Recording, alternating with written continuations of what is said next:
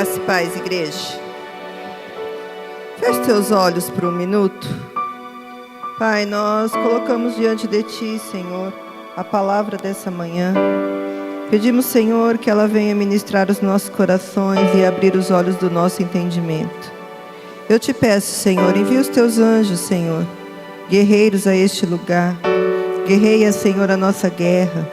Abre, Senhor, a nossa mente, para que tudo aquilo, Senhor, que possa estar amarrado, travado, Senhor, seja destravado pelo poder do Teu nome. Se existe, Senhor, ideologia, Senhor, meu Deus, se existe fortalezas na mente que impede, Senhor, a Tua verdade de entrar no nosso coração, Senhor, nós Te pedimos, eleva as nossas mentes cativas em obediência a Ti, Senhor. Que no nome poderoso de Jesus, toda artimanha de Satanás e seus demônios seja denunciado agora, Senhor, e que as trevas perca as forças. Envia os Teus anjos zelos, meu Deus, neste lugar. Nos cerca, Senhor, com colunas de fogo, Senhor. Concebe viva, Senhor, meu Deus, para que nada, Senhor, venha roubar os Teus filhos do entendimento da Tua palavra, no nome poderoso de Jesus Cristo. Amém. Amém. Abra a palavra em 1 Samuel.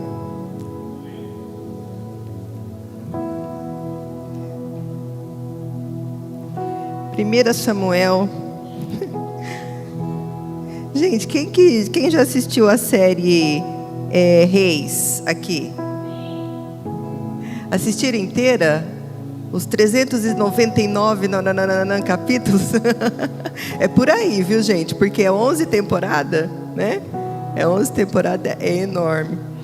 E eu falei pro César assim, ó, bem, essa noite eu tô até cansada.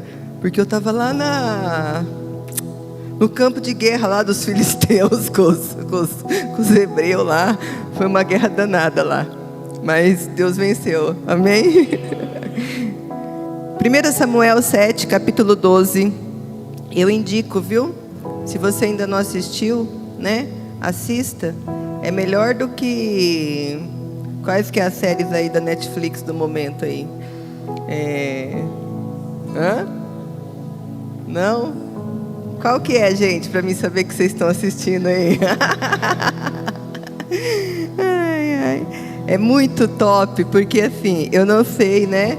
Mas eu fico com o meu celular ali do lado, e conforme eles vão passando os versículos.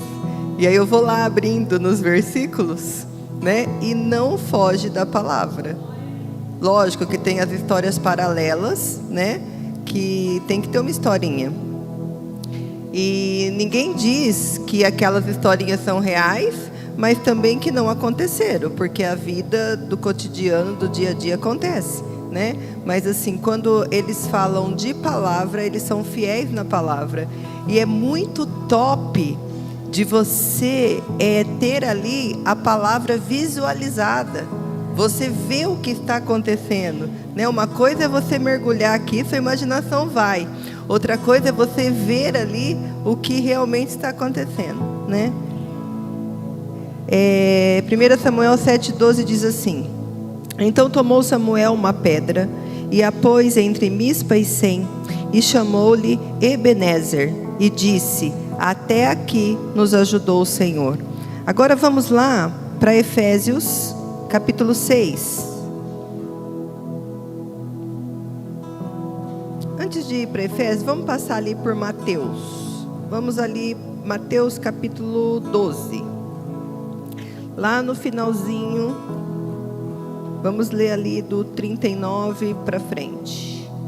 Do 38 para frente.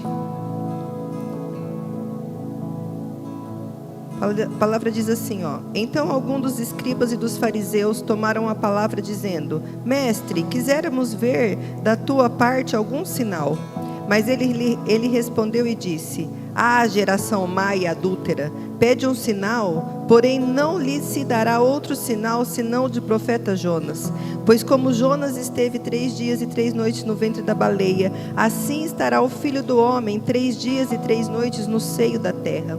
Os ninivitas se surgiram no juízo com esta geração e a condenação, porque se arrependeram com a pregação de Jonas. E eis que está aqui quem é o mais do que Jonas.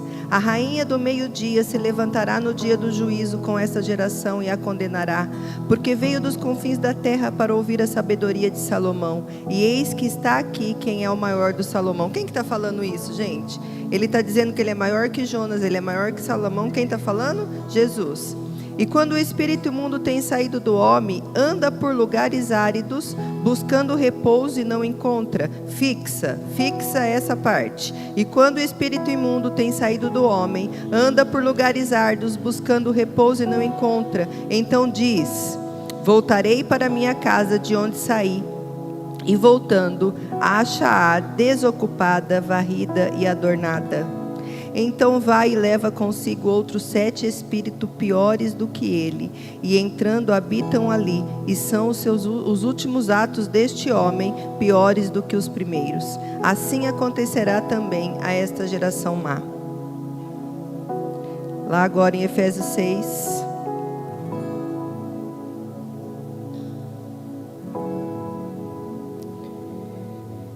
Vamos ler a partir do versículo 10. Que diz assim: no demais, irmãos meus, fortalecei-vos no Senhor e na força do seu poder. Revesti-vos de toda a armadura de Deus, para que possais estar firmes contra as astutas ciladas do diabo.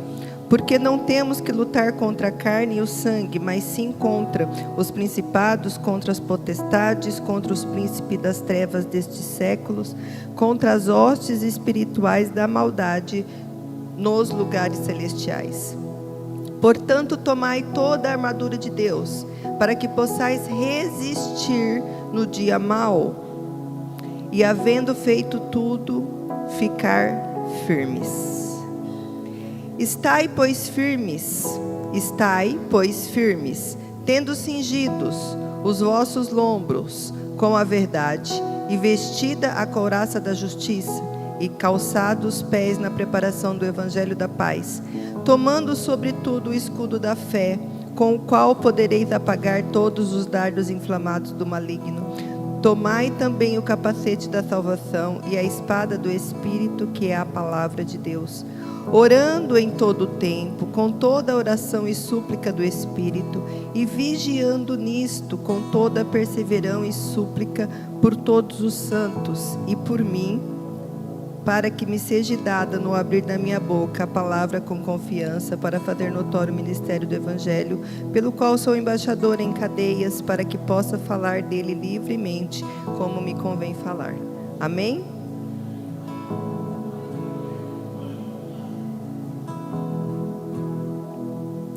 Se nós pudéssemos contemplar aqui, a olhos nus e naturais, o reino espiritual, nós encontraríamos aqui, nas regiões celestiais, uma guerra. Anjos e demônios estariam aqui guerreando pela minha vida e pela sua vida. Mas não quer dizer que, porque nós não podemos ver, ela não exista, essa guerra não exista.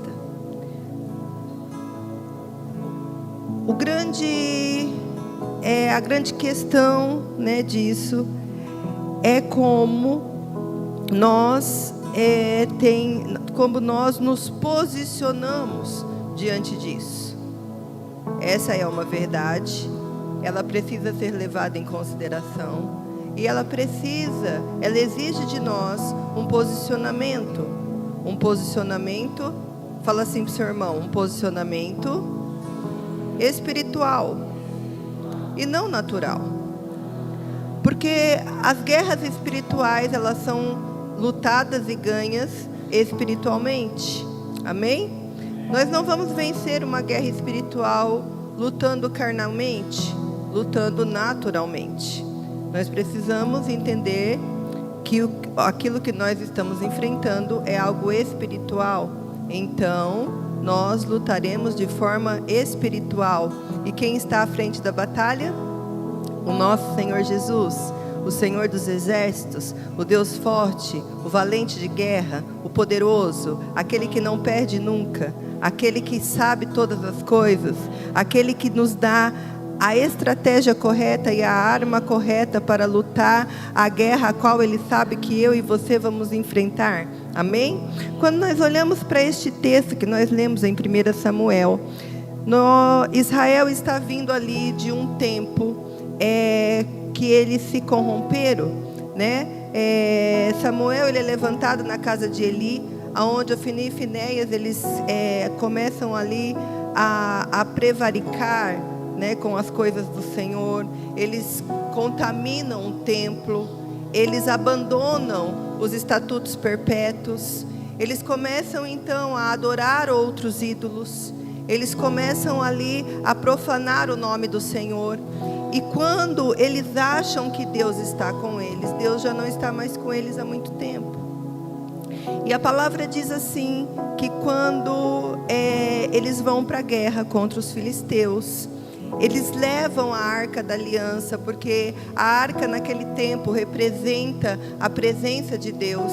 Eles levam ali a Arca da Aliança e eles perdem a guerra, a Arca é roubada. É neste contexto em que esse povo está agora, quando nós lemos essa passagem de Samuel. Então, ele morre, Ofni e Finéias morre, e se inaugura um novo tempo ali, onde Samuel é levantado como um profeta, como boca de Deus, para trazer aquele povo de volta, para trazer aquele povo ao arrependimento.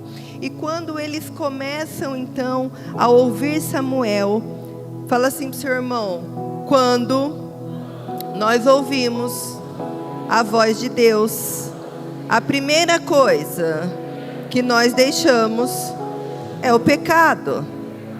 Quando eles começam então a ouvir a voz de Deus, a palavra que Samuel começa a liberar, aquele povo então começa a se arrepender. E o primeiro ajuntamento ali de Samuel falando para o povo, a palavra relata que eles começam a trazer os ídolos que eles estavam guardados, que tinham guardados na sua casa, né? O Deus que representava Baal. Então eles começam ali a entender que só existe um Deus que é vivo, fiel e verdadeiro. Ele começa a entregar ali aqueles ídolos e eles começam a se voltar ao Senhor.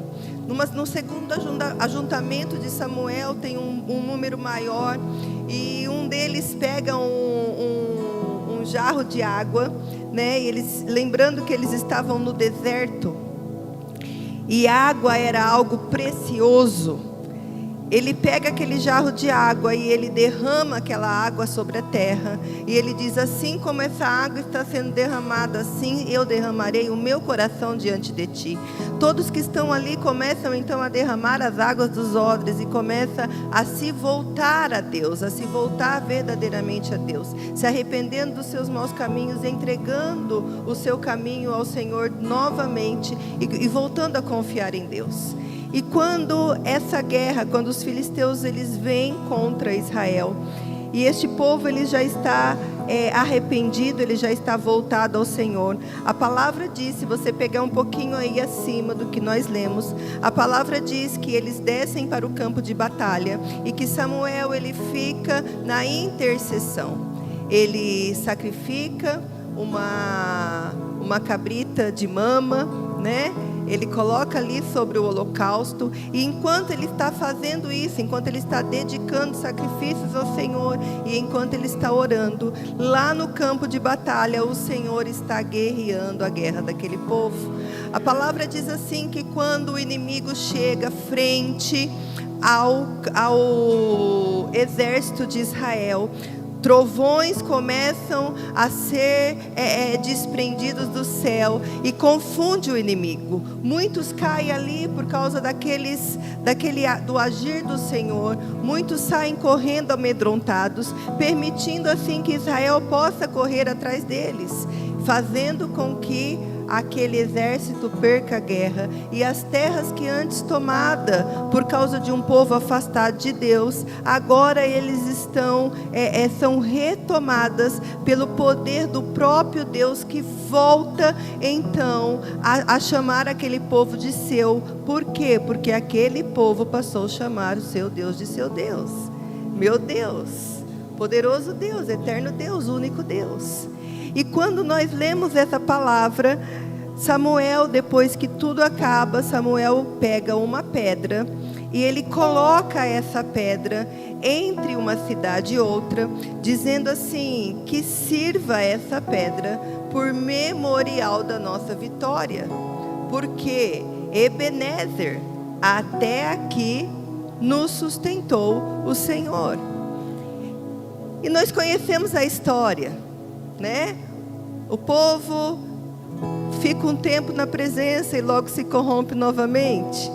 Até vai chegar um momento em que eles vão começar a pedir um rei para Samuel. Mas eu fiquei a pensar que se tão somente aqueles homens não tirassem os olhos daquela pedra, talvez eles não transgredissem novamente. Porque aquela pedra significava o que o Senhor tinha feito por eles. Quantas pedras de Ebenezer tem sobre a minha vida e a sua vida que hoje estão esquecidas, e nós estamos perdendo batalhas e perdendo guerras porque não conseguimos olhar para aquilo que o Senhor já fez e se esquecendo que Ele continua sendo o mesmo, eterno, poderoso, amado Senhor sobre as nossas vidas. Mas isso também me leva a entender que muitas das nossas guerras, elas, ou quase todas, ou se não dizer todas, elas não são carnais, elas são espirituais. Aquele povo de Israel, eles estavam ali ajuntados, reunidos, aqueles militares, eles estavam reunidos, traçando estratégias de guerra. Como nós vamos fazer, por onde vamos chegar, qual armas vamos usar, qual é o número de soldados que nós vamos precisar, como nós vamos enfrentar em tal lugar, aonde será a concentração de guerra. Então ele está ali fazendo um planejamento natural, quando na verdade o que eles precisavam era ter um posicionamento espiritual. E quando nós vamos lá para Efésios 6, a palavra lá de 1 Samuel, capítulo 7, versículo 12, ela vem se completar quando Paulo vem dizendo assim, olha, a vossa guerra não é contra carne nem contra sangue. A vossa guerra, pastor, não é contra a sua esposa, não é contra o seu filho, não é contra o seu patrão. A sua guerra, equipe de louvor, não é em relação a A, a B ou a C. A sua guerra, equipes ministeriais, não é com o fulano, o beltrano e o cicrano. Não é contra a carne nem contra sangue. É contra o que Paulo está falando. Porque não temos, ele está dizendo contra o que não é a nossa guerra. Não temos que lutar contra a carne e o sangue, mas sim contra os principados, contra as potestades, contra os príncipes das trevas deste século, contra as hostes espirituais da maldade nos lugares celestiais. Como o povo de Israel, no dia de Samuel, estava perdendo a guerra, hoje o povo de Deus, neste lugar, neste território, está perdendo a guerra, porque tem lutado contra aquilo que não é para lutar, e tem deixado de lutar contra aquilo que tem que ser verdadeiramente encarado como nosso inimigo. Olha o que a palavra diz, olha só. Ele vem dando instruções. Nos demais, irmãos, fortalecei-vos no Senhor e na força do seu poder.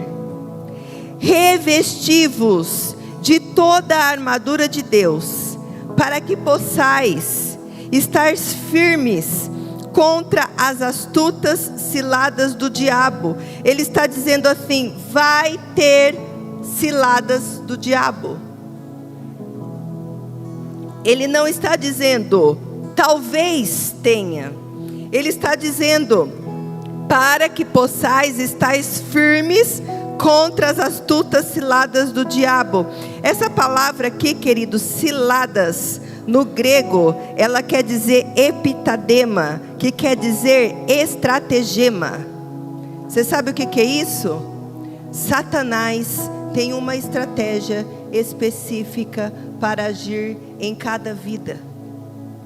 Ele é um ser da maldade, especialista na sua vida, porque ele não trabalha sozinho. Existe uma hierarquia no mundo espiritual, e ao contrário de Deus, ele não é onisciente, ele não é onipotente, ele não é onipresente.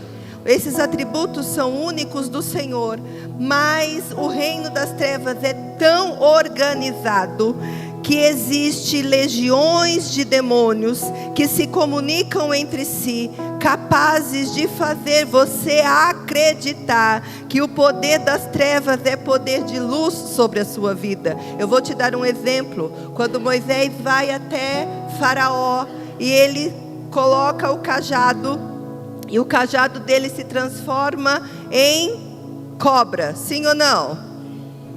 O que os magos fazem? Eles imitam o que Moisés está fazendo. Satanás não tem poder de criação. Deus é criador. Satanás é imitador, barato, ordinário. Ele é imitador. Como que aquelas cobras chegam até na frente de Faraó? Como chega, queridos? Os demônios buscam até onde a cobra está e traz. Eles se comunicam e eles trazem uma cobra que já existia, criada por Deus, é trazida espiritualmente para aquele lugar. É assim que funciona.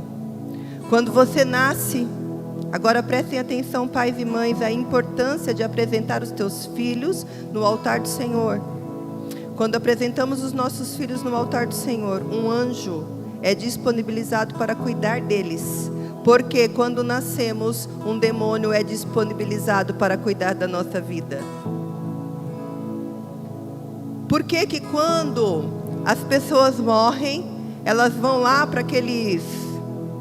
Eu não vou me lembrar o nome. Não é cartomante. Como que fala, gente, quando escreve as cartas lá? Hã? Não entendi.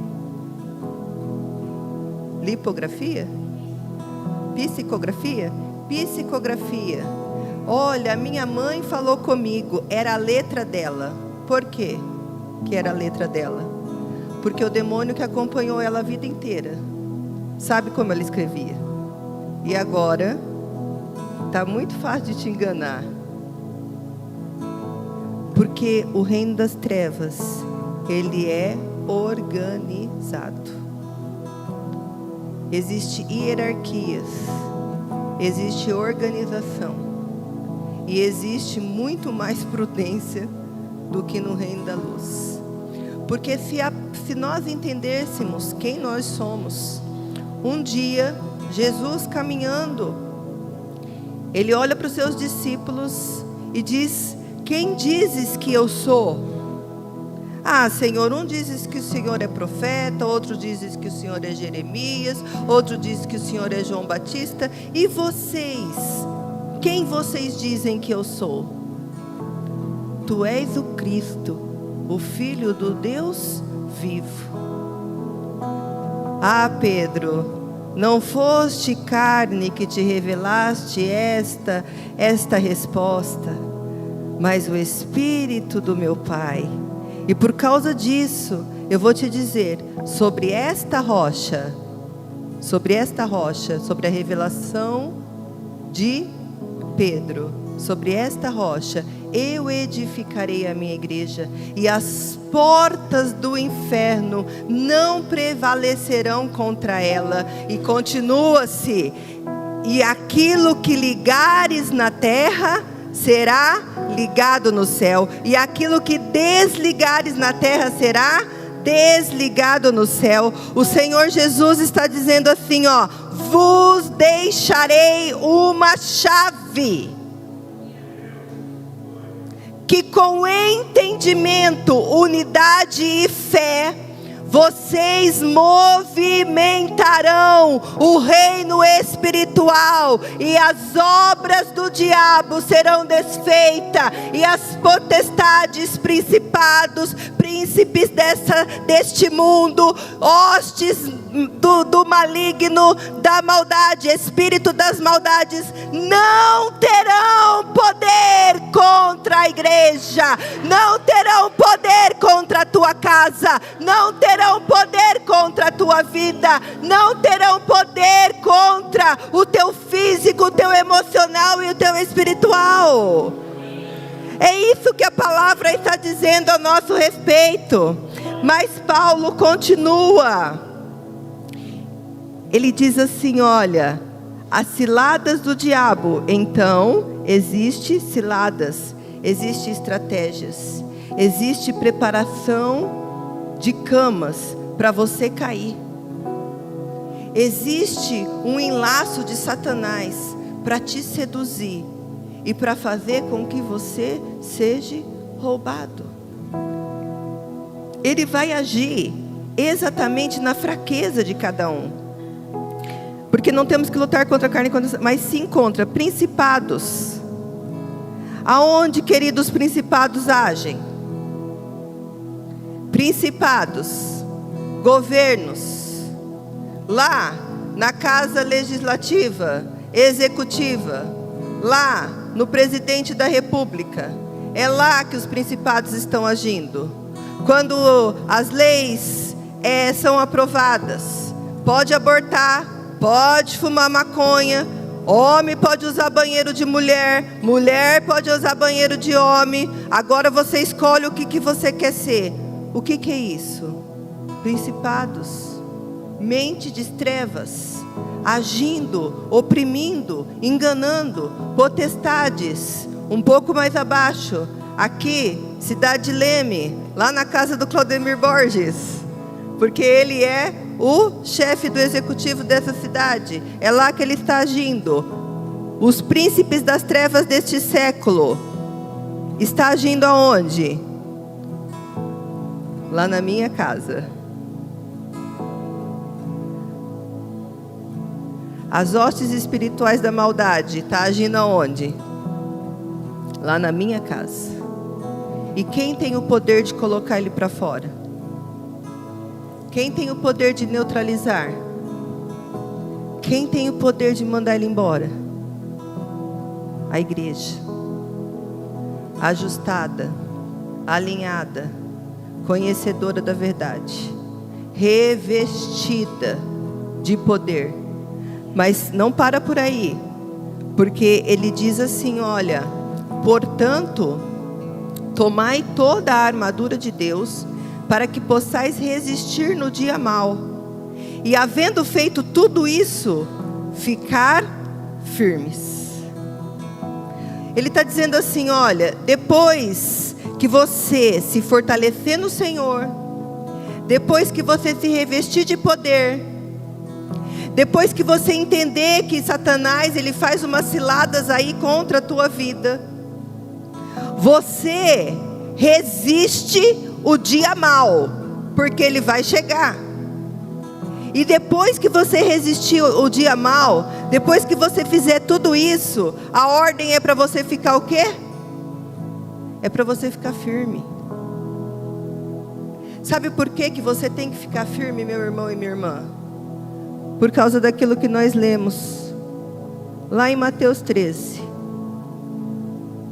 E quando o espírito imundo tem saído do homem, Ele anda por lugares áridos, buscando repouso e não encontra. Então diz: voltarei para minha casa de onde saí. E voltando, acha-a desocupada, varrida e adornada. A casa está o quê? A casa está suja? Sim ou não? A casa está limpa. A casa está feia? Sim ou não? A casa está adornada. A casa está o quê? A casa está vazia. A casa está desocupada. Não adianta, quando a gente pega a epístola de Efésios, se você pegar ela desde o primeiro capítulo, o Senhor vai vir falando de salvação. Depois Ele vai vir falando de santificação. E depois Ele vai vir falando de batalha espiritual. Queridos, primeiro de tudo, eu entendo que Ele morreu na cruz, não para me dar um passe livre para o pecado, mas para me perdoar dos meus pecados. Então eu vou até a cruz, ela não é automática. Para que se ela torne real na minha vida, eu preciso tomar posse dela, eu preciso viver ela, eu preciso acreditar nela, eu preciso obedecer ela, eu preciso tomar ela para a minha vida. Então quando eu vou até a cruz, então eu estou no meu caminho de salvação, e depois eu vou deixando tudo aquilo que não honra e não engrandece o nome do Senhor. Então eu estou num processo de santificação. Na hora que eu estou limpa, na hora que eu estou adornada, então vai começar um terceiro período na minha vida, que é o período das batalhas espirituais. E eu só vou conseguir vencer, sabe quando? Quando eu estiver firmada em uma rocha que se chama Jesus. Quando a minha casa estiver cheia. Como que a minha casa está cheia, queridos? A minha casa está cheia quando ela está cheia da palavra de Deus, quando ela está cheia dos mandamentos de Deus, quando ela está cheia dos estatutos de Deus, quando tem discernimento para discernir o que o Senhor está fazendo e o que o diabo está fazendo, quando tem posicionamento verdadeiro para decidir a vida que eu quero ter, quando verdadeiramente eu decido ser uma nova criatura, e todas as coisas que me cercam agora serão transformadas pela nova criatura que eu sou. E mesmo quando Deus dizendo isso, Deus está dizendo: depois que você fizer tudo isso, você tem que continuar firme, porque se por um acaso você deixar a tua casa desocupada, eles vão voltar, e eles vão voltar com outros 7 espíritos piores do que ele. A palavra está dizendo assim, que o seu primeiro estágio de imundície não se compara com o seu segundo estágio, se você manter a tua casa desocupada. É por isso, queridos, que muitos crentes estão perdendo a batalha contra o vício, contra a pornografia, contra a prostituição, contra o pecado, porque nós não conseguimos vencer se nós não estivermos fortalecidos no Senhor e revestidos de poder. Se nós não estivermos cingidos da couraça da justiça, com o escudo da fé, com o capacete da salvação, com a espada do Espírito, não existe vitória sem se preparar para a guerra. E aqui não existe uma zona neutra. Ah, pastor, eu não tô guerreando com ninguém, tô de boa, não faço mal para ninguém, bebo minha cervejinha lá em casa mesmo, não faço mal para ninguém, não falo mal de ninguém, quando dá para ajudar. Não, ou você serve um Senhor, ou você serve outro Senhor. A palavra diz assim, que não tem como servir 2 senhores. Ou você é, ou você não é. Ou você é 100%, ou você não é 5%. Porque o Senhor, Ele não morreu naquela cruz para te ter 5%, Ele morreu na cruz para te ter 100%. Então, ou você se coloca debaixo dos princípios e dos mandamentos em obediência, para que a palavra de Deus, para que o exército celestial possa te proteger, possa te guardar, possa te livrar, possa te conduzir para um caminho de paz, de alegria eterna no Senhor. Ou então você está fadado a um caminho aonde você vai ter as suas lutas, vai ter as suas guerras, mas não vai ter as suas vitórias. Porque o que vai diferenciar aquele que serve verdadeiramente daquele que não serve é a forma com que ele vai se posicionar no Senhor. É a forma, sabe, queridos, o que está acontecendo? Nós temos pulado etapas. Nós temos pulado etapas. Nós temos corrido para a cruz e temos tomado posse das bênçãos que ela traz para as nossas vidas. Mas existe um caminho que precisa ser percorrido. E o primeiro caminho é abandonar o pecado. Se arrepender dos seus maus caminhos. Você sabe como que você consegue um perdão de pecado? Quem sabe? A palavra diz. Você precisa o quê? Confessar e deixar. E aí você alcança a misericórdia. Você já confessou seus pecados, meu irmão? Ou você está num lugar de orgulho? Que ninguém pode saber o que você fez da sua vida. O diabo sabe, seu tonto. O diabo sabe. Quer pior que ele? Ele saber que é pior que ele? Porque com essa arma, ele pode entrar na sua casa, roubar a tua família e destruir a tua vida. A palavra diz assim, ó, confessais uns aos outros. Quando o Senhor Jesus, lá em João 20, ele aparece para Maria Madalena, e depois ele aparece para os discípulos. Ele fala assim, olha, eu vou deixar o Espírito Santo sobre vocês. E aqueles que vocês perdoar, será perdoado. E aqueles que você reter, será retido. Ele está falando assim, olha, precisa haver uma confissão. Precisa haver uma confissão. Aí nós nos colocamos em um lugar, em um patamar tão alto, que eu não posso confessar meu pecado para o meu irmão. O que ele vai pensar de mim? Pouco me importa o que ele vai pensar de mim. Eu preciso fechar essa porta, porque eu sou nova criatura. Confessar pecados. Sabe por quê, queridos? Porque eu escuto muita gente dizendo assim, ai pastor, a minha casa está sobre maldição. Nós estamos vivendo uma maldição hereditária. Verdade, ela existe. Mas as portas do inferno, as portas que abre no mundo espiritual, para que o inferno toque na minha vida, ela tem uma hierarquia. Não adianta você ficar batalhando por uma maldição na sua vida, querido, se você está cheio de pecado e você ainda não confessou eles. Primeiro você confessa seus pecados, se arrepende e deixa. Depois, você perdoa quem você precisa perdoar. Você desfaz os vínculos que você fez. Aí sim, você vai ver se tem maldição hereditária na sua vida ou não.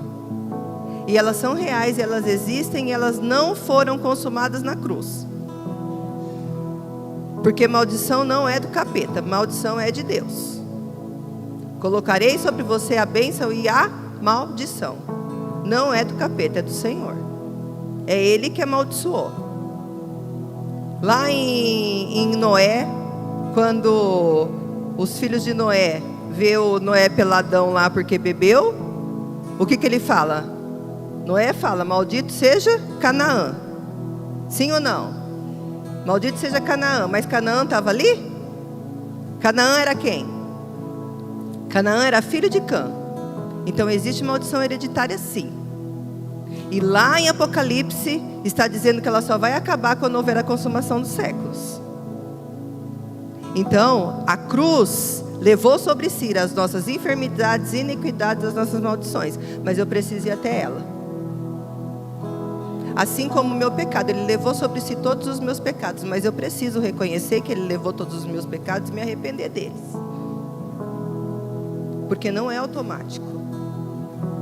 Como que eu faço para me livrar de uma maldição hereditária, pastor? Eu me arrependo do pecado dos meus antepassados. Ah, mas não fui eu que pequei? A responsabilidade não é sua, mas a herança é. Quando... Vigia aí, viu, com a sua família. Porque se você morrer, você vai deixar ou um legado de bênção ou de maldição para ele. Se você tiver uma casa, ela vai ser partilhada pelos seus filhos, sim ou não? E se você tiver uma dívida?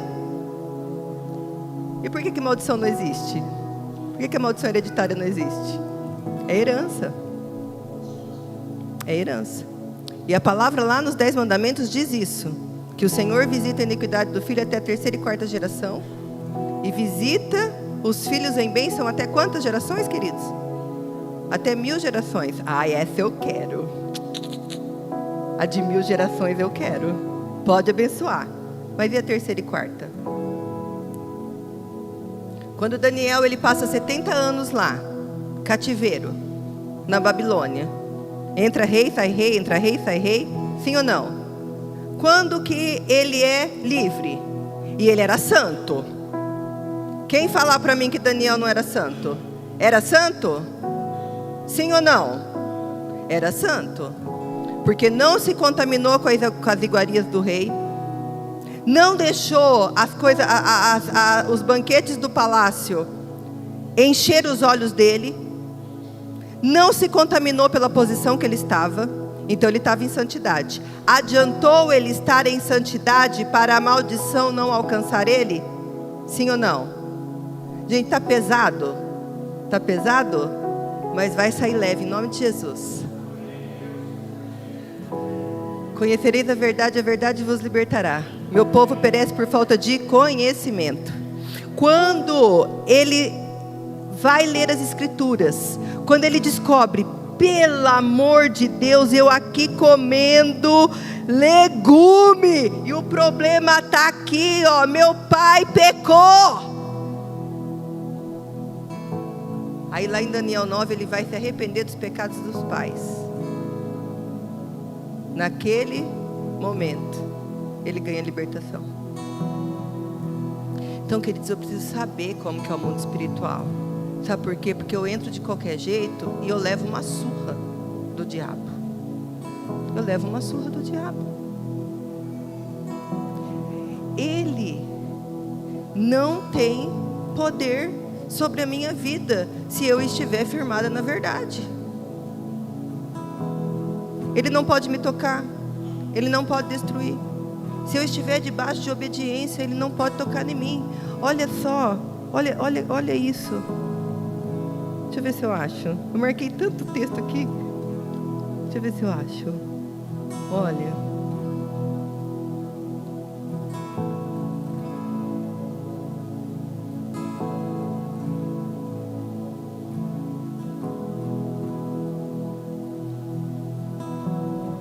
João 10, versículo 27 diz assim, olha.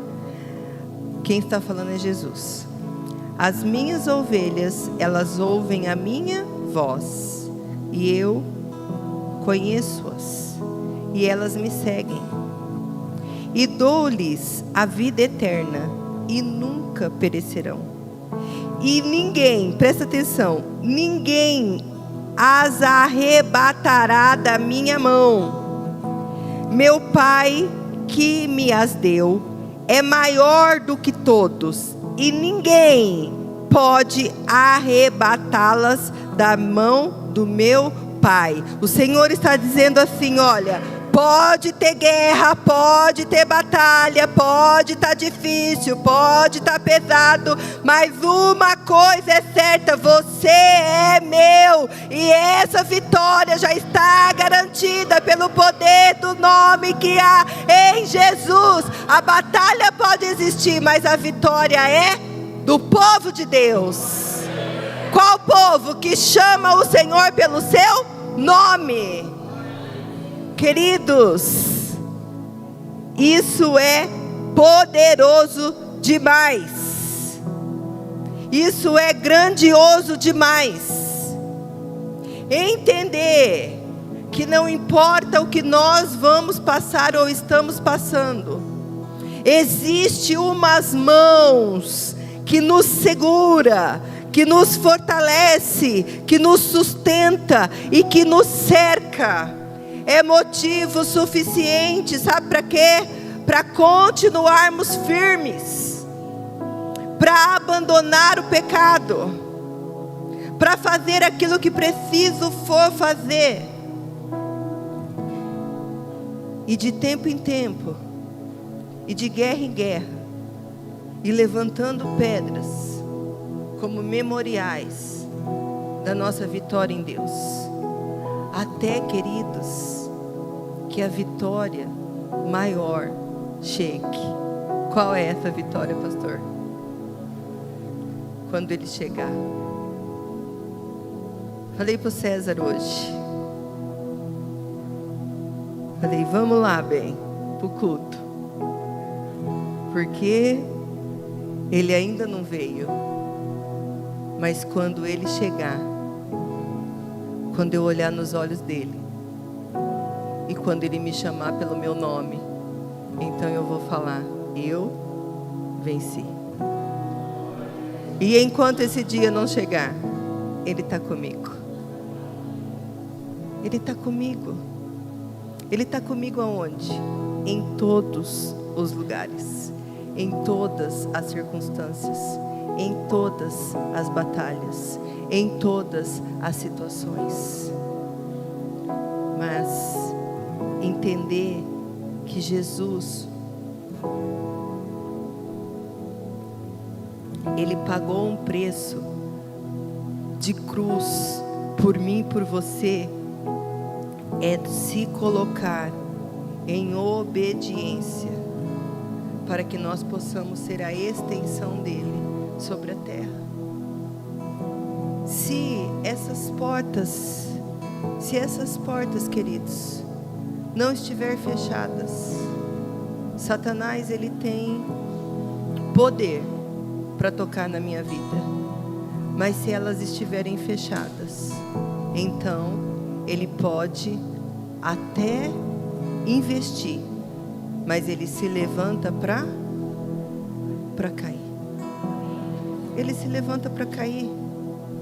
E sabe o que eu acho mais perfeito, né?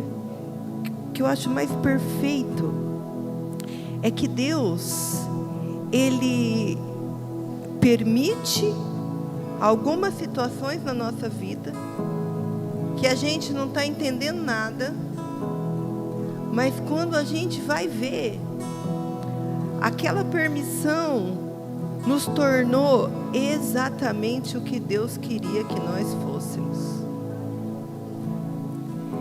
Ele nos forja de uma forma que nós vamos chegando cada vez mais perto daquilo que verdadeiramente Ele tem para nós. Mas entender esse processo, permanecer firme, é o que vai garantir a minha vitória e a sua vitória.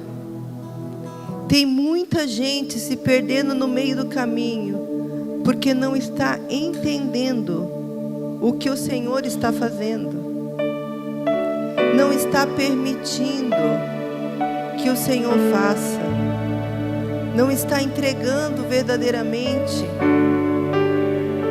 Esses dias eu compartilhei uma mensagem lá no grupo, que diz assim, entrega o seu caminho ao Senhor, confia nele, e o mais, tudo Ele fará. A palavra está dizendo que Ele tudo fará. Mas existe um caminho de entrega. Confiar é diferente de entregar. Confiar, queridos, eu conheço Ele de ouvir falar. Eu contemplo a majestade e o senhorio dEle. Mas entregar é se colocar na mão dEle e permitir que Ele me molde da forma que Ele quer, como um vaso na mão do oleiro. Entregar é colocar o governo das nossas vidas na mão dEle e deixar com que Ele conduza.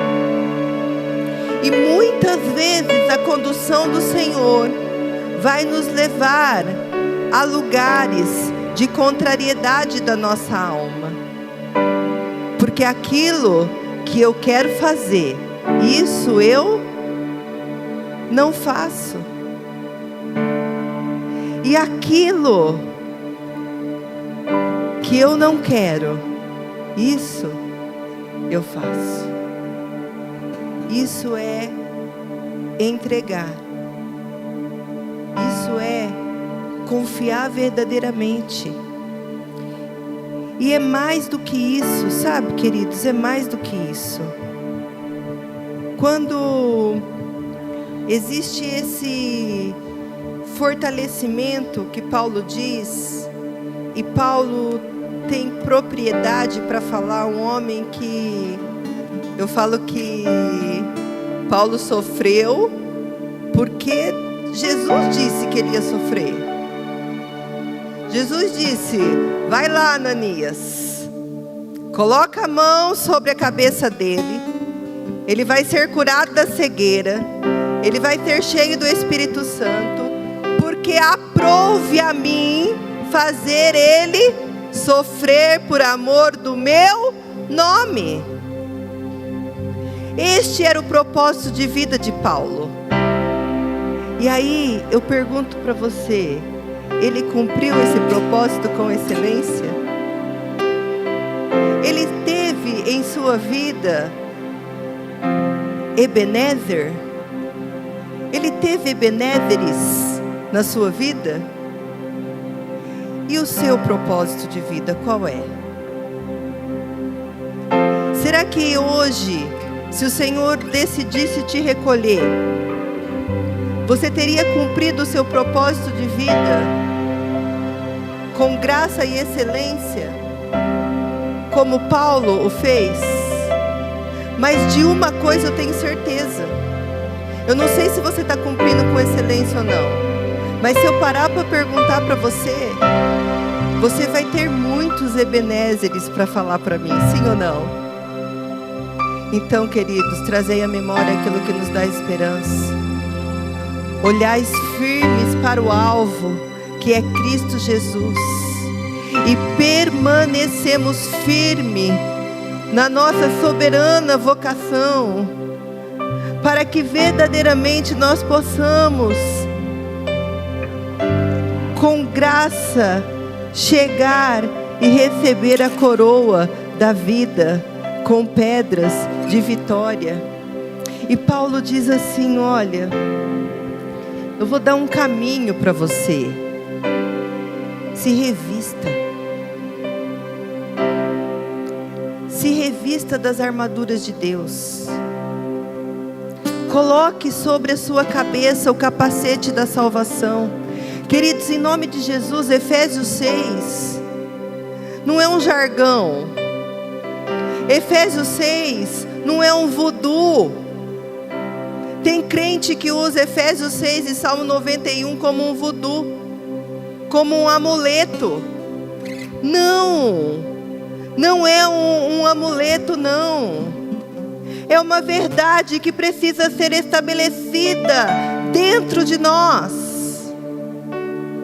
O capacete da salvação é uma renovação de mente.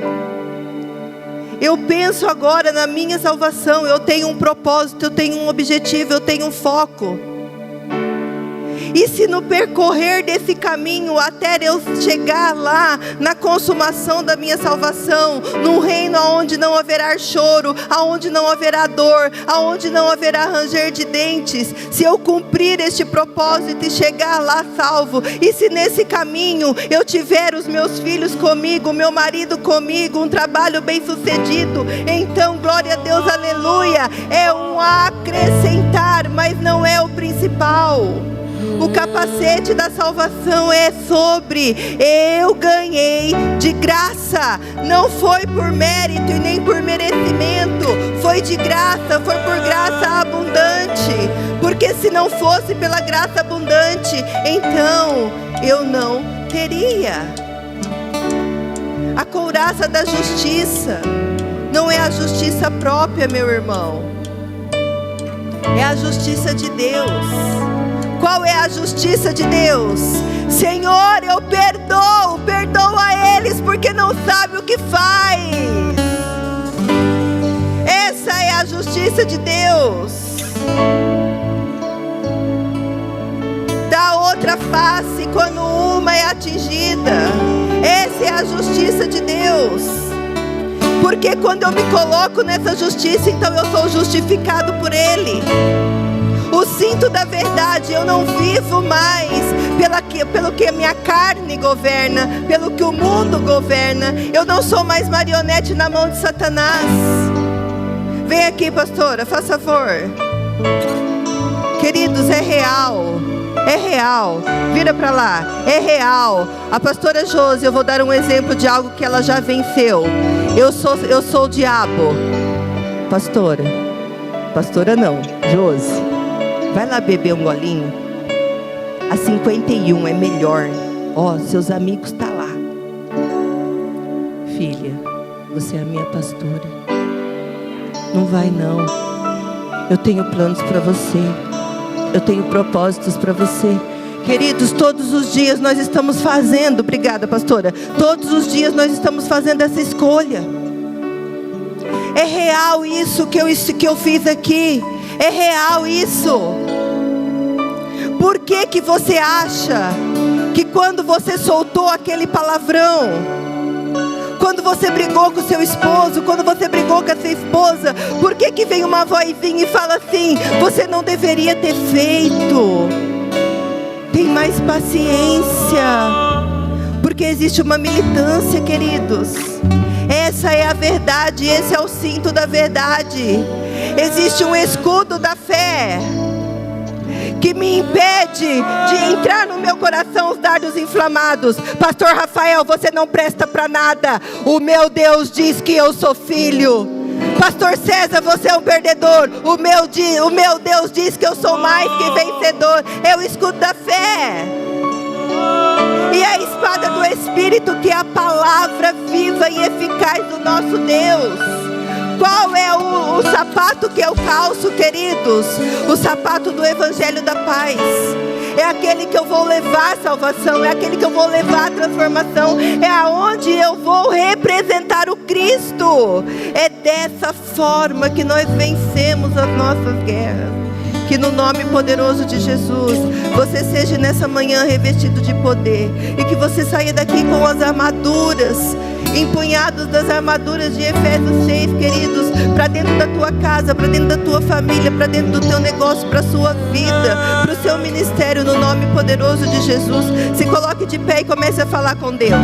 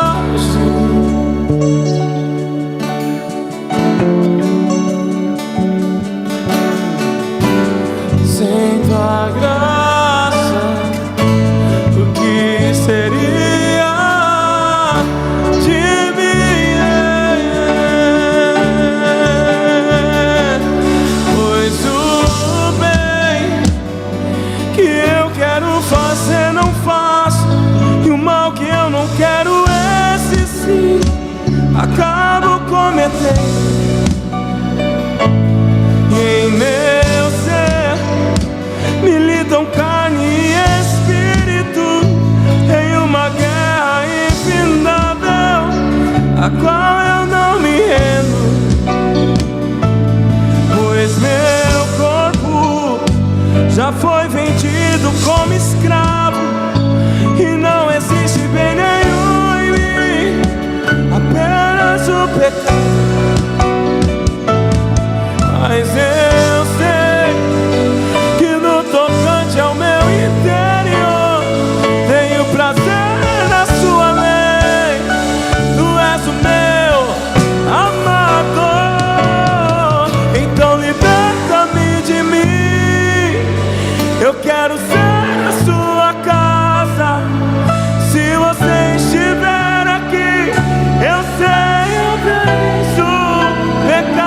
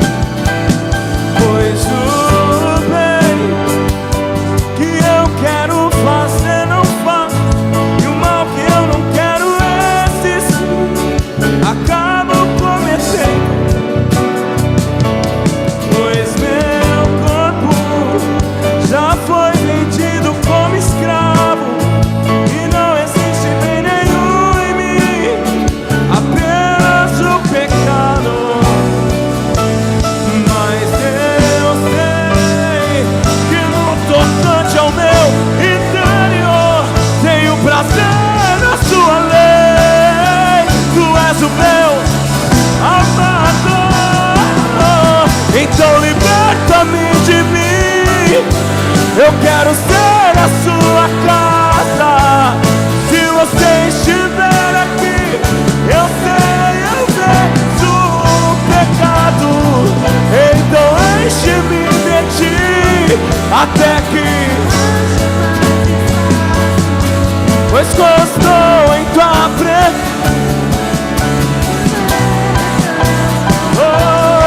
Então liberta-me de mim.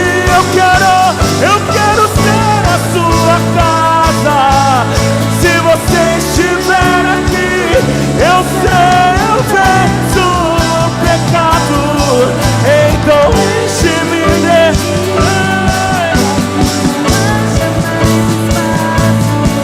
pois estou em tua presença, o meu viver é transformado.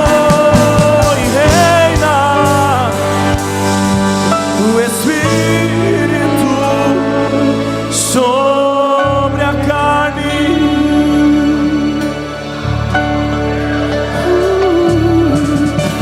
Pai, reina o Espírito sobre a carne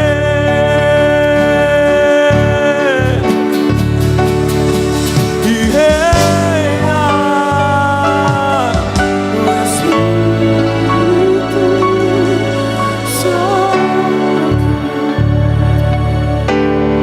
Pai, em nome de Jesus, Senhor, eu quero profetizar sobre esta casa, Senhor, que as ovelhas desta casa são ovelhas, Pai, que estão nas tuas mãos, que nada, Senhor, e nem ninguém pode arrebatá-las da tua proteção, do teu amor, Senhor. Eu profetizo, Senhor, meu Deus, uma igreja livre. Eu profetizo, Senhor, uma igreja curada. Eu profetizo, Senhor, uma igreja liberta, Senhor. Tudo aquilo, meu Deus, que aprisiona os teus filhos, tudo aquilo que impede eles, meu Deus, de viver a tua vontade e o teu propósito, seja cancelado pelo poder do teu nome, Jesus. Eu declaro, Senhor, que os teus filhos viverão o sobrenatural do Senhor, Pai.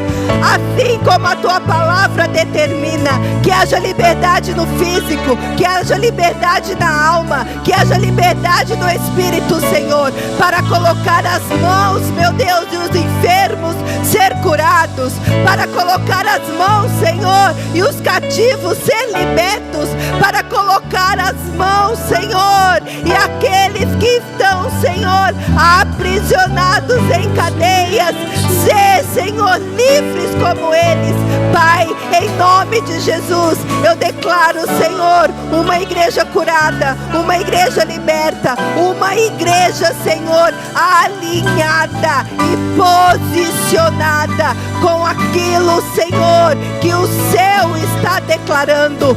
Todo nível de ataque na mente, todo nível de ataque no físico, todo nível de ataque na vida espiritual, na vida ministerial, nós denunciamos agora como igreja, em nome de Jesus, que Satanás e seus demônios perca a força, perca a legalidade, em nome de Jesus, que as estratégias das trevas sejam agora expostas, reveladas, porque tudo aquilo, Senhor, que é revelado, é bendito, é vitorioso nas tuas mãos, Senhor, em nome de Jesus. Se você crê nisso, igreja, aplauda o Senhor, em nome de Jesus. Pararam de falar do céu, acham que Cristo não vai mais voltar. Já não se fala tanto em oração e santificação, não querem mais. Ei, porque pararam de falar do céu e só se fala em bens materiais. Mas eu sei que dentro da igreja existe uma igreja espiritual. Levanta essa geração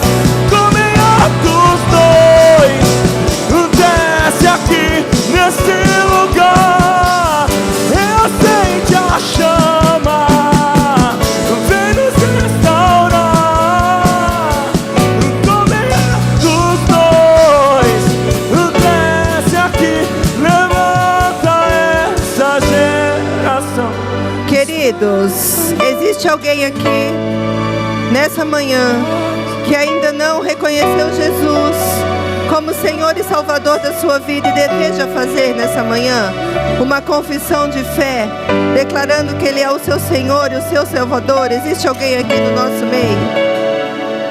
Existe alguém que estava afastado dos caminhos do Senhor e deseja retornar para o caminho do Pai, para os braços do Pai? Existe alguém? Ninguém? Amém? Dê um aplauso ao Senhor então, em nome de Jesus.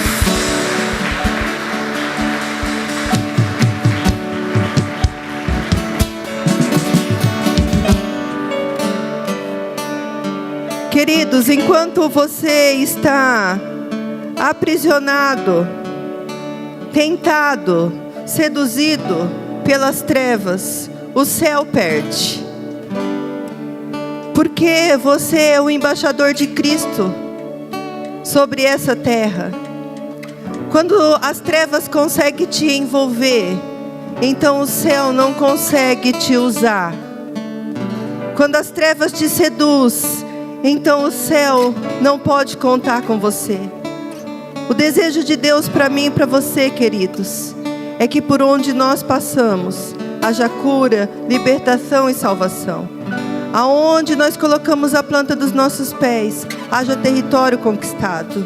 Não é para ter uma vida, queridos, de miséria, nem uma vida de guerra, e nem uma vida, queridos, cheia de mistérios, cheio de coisas que vai trazer vergonha e falta de paz. Mas é para ter uma vida abundante. É isso que a palavra diz, que Ele veio para nos dar a vida eterna e vida abundante. Que você saia daqui no nome poderoso de Jesus, recebendo a identidade dos céus. E que Satanás e seus demônios, através das suas ciladas, nunca mais venha te roubar ou te enganar pelo poder que há no nome de Jesus. Amém, queridos? Agora, antes de eu me despedir de vocês, eu preciso de vocês rapidinho. Eu queria fazer um combinado. Vocês estão sabendo que vai ter uma marcha para Jesus aqui, amém? Você pode aplaudir ao Senhor por isso? Glória a Deus!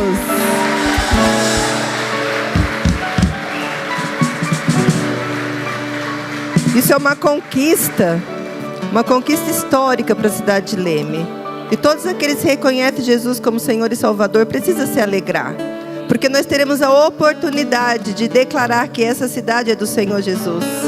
Nós podemos, Senhor, com a planta dos nossos pés, queridos, a planta dos nossos pés, conquistar este território para o Senhor. Isso é muito grandioso. Outros governos nunca permitiram. O Senhor está fazendo uma coisa nova. Amém? Fala assim, ó, eu quero participar do movimento dos céus. Amém? Então assim, ó, a gente vai gravar um vídeo, né? Eu e o pastor César o pastor César vai fazer uma chamada aqui. E aí ele vai falar assim, olha, nós queremos convidar você para estar, e aí vocês vão falar, vem para a marcha com Jesus.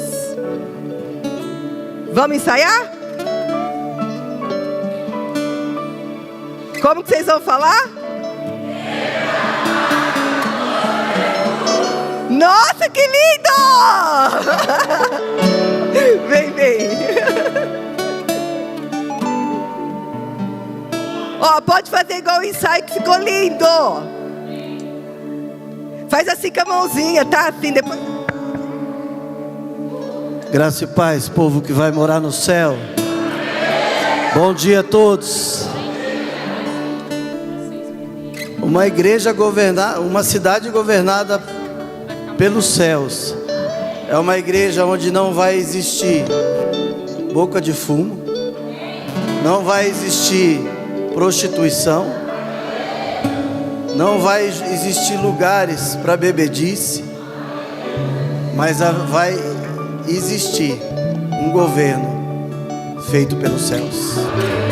E tudo aquilo que Deus governa é regido por Deus. Amém, queridos? Ô, gente, a Tati falou pra mim que vai ter que ser 2 vídeos, tá? Então Então eu e o César vamos fazer aqui, depois ela vai virar e vocês vão fazer, depois ela une tudo para ficar legal. Venham aqui todos os pastores aqui para cima comigo, todos vocês. Subam aqui.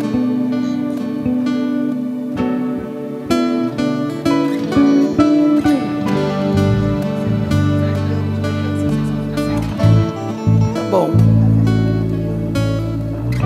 Amém, queridos?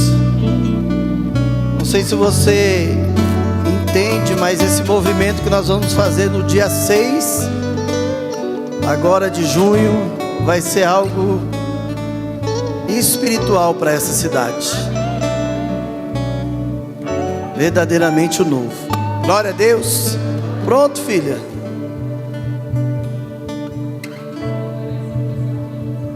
Amém. Eu sou o pastor César e eu sou a pastora Érica. Nós somos aqui da Igreja Família Herdeiros do Reino. E aí eu tô com o meu marido mesmo. Claro, filha.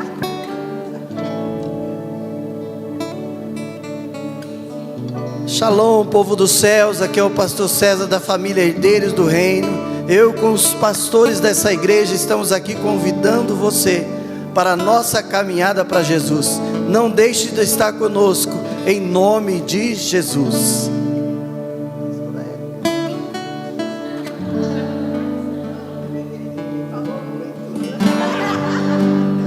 Amém, queridos? Agora é com vocês. Eu tinha que fazer o convite, eles falaram.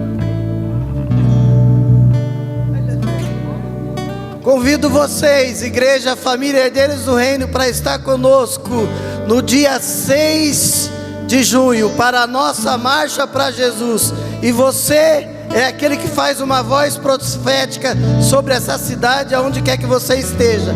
Então você diz o quê? Glória a Deus. Ao vivo é assim mesmo. Queridos, que o Senhor te abençoe, te leve de volta para casa, que você venha ter um dia agradável, uma semana de vitória, em nome de Jesus. Deus te abençoe.